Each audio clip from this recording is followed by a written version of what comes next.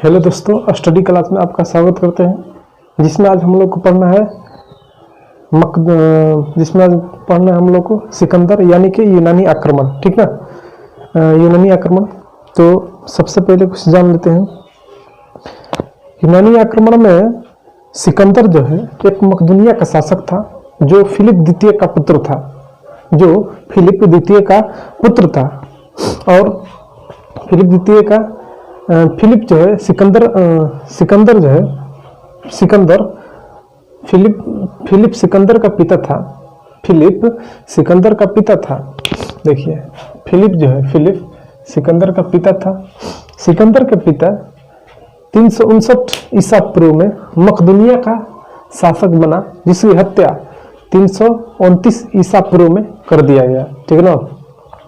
सिकंदर जो है मकदूनिया का शासक था और वहाँ उसके पिता फिलिप द्वितीय थे जो 359 ईसा पूर्व में मकदूनिया का शासक बने और 329 ईसा पूर्व में इनके पिता की हत्या कर दी गई। ठीक ना, इनके पिता की हत्या कर दी गई।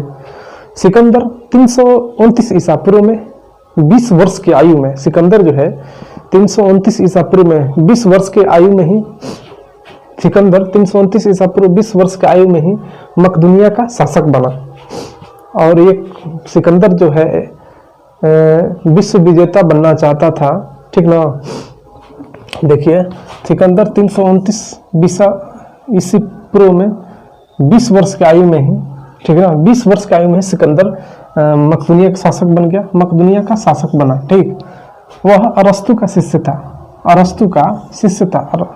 ठीक ना, अरस्तु का शिष्य था कौन? तो सिकंदर। ठीक, सिकंदर जो है विश्व विजेता का उद्देश्य में भारत पर खैबर दर्रा और भारत पर 326 ईसा पूर्व में खैबर दर्रा से होते हुए, देखिए, सिकंदर जो है विश्व विजेता बनना के उद्देश्य से भारत 326 ईसा पूर्व में आक्रमण किया। ठीक, कहाँ से सबसे पहले सिकंदर जो है कहाँ से आया था तो देख लेते हैं। सिकंदर जो है हिंदकुश पर्वत, याद रखिएगा आप लोग, हिंदकुश पर्वत या खैबर दर्रा पाकिस्तान के साइड में। ठीक ना, पाकिस्तान के साइड में, यहाँ आप लोग देख लीजिए।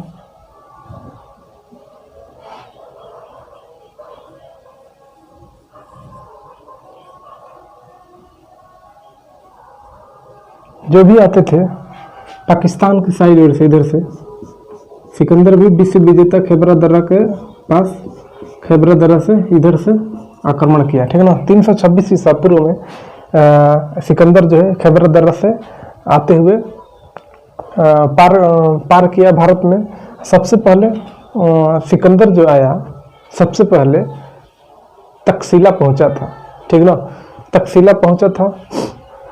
तक्षशिला पहुंचते ही पहुंचा, वहां का शासक अम्भी था। ठीक ना, सिकंदर जो आया भारत में सबसे पहले प्रवेश किया तक्षशिला में, वहां का शासक अम्भी था। जो सिकंदर तो एक सबसे शक्तिशाली शासक था और फौज भी उसके साथ ज्यादा था। ठीक है, तो अम्भी के पास गया, तक्षशिला का शासक अम्भी के पास गया सिकंदर। तो अम्भी जो है सिकंदर से लड़ने में असमर्थ होकर उसके सामने घुटने टेक दिया और अम्भी जो है सिकंदर को समर्थन दिए।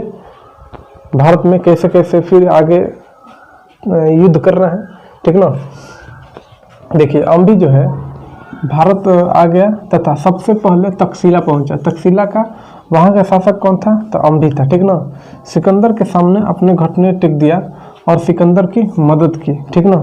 अम्भी जो है सिकंदर से लड़ाई नहीं किया। ठीक, देखिए, सिकंदर जो है सबसे जबरदस्त लड़ाई हुआ था तो पोरस के साथ हुआ था। ठीक, पोरस के साथ जब सिकंदर और पोरस के बीच लड़ाई हुआ था, सिकंदर और पोरस के बीच, उसके बाद पंजाब के शासक पोरस के बीच के साथ झेलम के नदी के या हाइडपिस के युद्ध में, इसको झेलम नदी के युद्ध या हाइडपिस के युद्ध ठीक ना।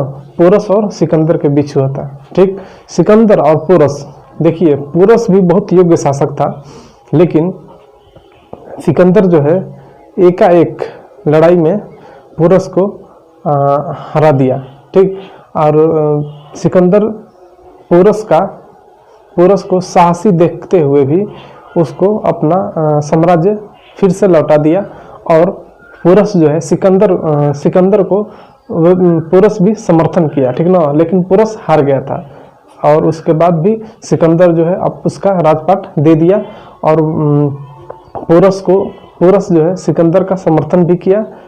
ठीक ना, देखते हैं इसमें पोरस की हार हुई। हाइडेपिस का युद्ध या झेलम नदी के युद्ध हुए पंजाब के शासक पोरस के बीच पोरस जो है हार गया था। ठीक ना।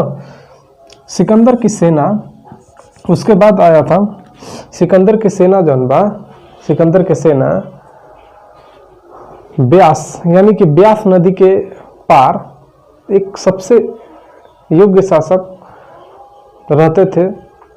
सिकंदर की सेना जो है ब्यास नदी को नहीं पार कर सके थे कि वहाँ के शासक गंगा नदी के तट पे शासक रहते थे, गंगा के उस पर, जो कि सिकंदर की सेना बहुत ही थक गई थी। उसके बाद सिकंदर जो है अपने आप से माने कह रहे थे। उसके बाद सेना जो है मना कर दिया। सेना जो है इतना मन सिकंदर की सेना थक गई थी कि जाने से इनकार कर दिए। ठीक ना, कि उस जाने से इनकार कर दी ब्यास नदी को।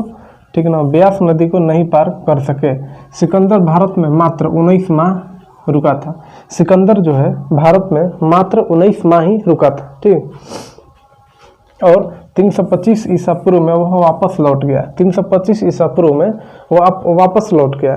325 ईसा पूर्व में भारत से वापस लौट गया, और सिकंदर जो है बेबीलोन चला गया। बेबीलोन में ही उनकी मृत्यु 323 ईसा पूर्व में बेबीलोन में हो गया। ठीक ना, बेबीलोन में ही मृत्यु हो गया उसका।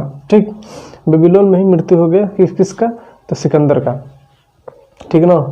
अब बातें देखते हैं। सिकंदर ने बुकेफला तथा निकैया 2 नामक शहर बसाया था। सिकंदर जो है बुकेफला और निकैया दो शहर बसाए थे, जिनमें बुकेफला जिसके सिकंदर के घोड़ा का निवास स्थान था। ठीक ना, निकैया जहाँ सिकंदर जो है पोरस के साथ युद्ध किए थे। निकैया जहाँ पोरस के साथ युद्ध किए थे, तो 2 शहर बसाए थे सिकंदर, एक बुकेफला एक निकैया। बुकेफला जहाँ घोड़ा का निवास स्थान था सिकंदर का, निकैया जहाँ पोरस से युद्ध किए थे। ठीक, आगे देखते हैं। देखिए एरियन जो है, देखिए बुकेफला सिकंदर के घोड़े का जहाँ मृत्यु हुआ था, वहाँ निवास स्थान वही था सिकंदर के घोड़े का। और निकैया जहाँ पोरस के साथ युद्ध हुआ था। ठीक ना। एरियन कौन थे, तो यूनानी इतिहासकार है। ठीक ना, सिकंदर के बारे में यूनानी इतिहासकार एरियन थे यूनानी आक्रमण के समय के। ठीक, निर्याकस सिकंदर का जल सेनापति कौन था, तो निर्याकस।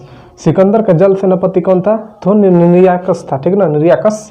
सेल्यूकस सिकंदर का सेनापति थे। सिकंदर का सेनापति कौन था, तो सेल्यूकस। सेनापति सेल्यूकस, सिकंदर का जल सेनापति निर्याकस। ठीक ना।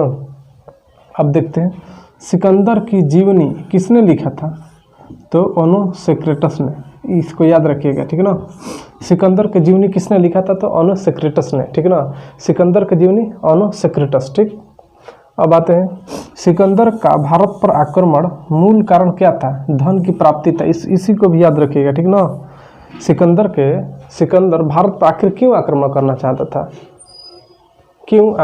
चाहता था, तो उसका मन में लालच ज़्यादा था। ठीक ना, तो धन की प्राप्ति के लिए सिकंदर की मन में क्या था, धन की प्राप्ति के लिए। ये भी क्वेश्चन अच्छा है। सिकंदर का स्थल मार्ग का सेनापति कौन था, तो क्रेटेरस था। ठीक ना, सिकंदर का स्थल मार्ग का सेनापति कौन था, तो क्रेटेरस था। ठीक, तो इसमें आप 2-2, 3-3 को आप याद रख लीजिएगा, ज़्यादा इसमें कोई पूछेगा नहीं। ठीक ना, ठीक है। जय हिंद दोस्तों।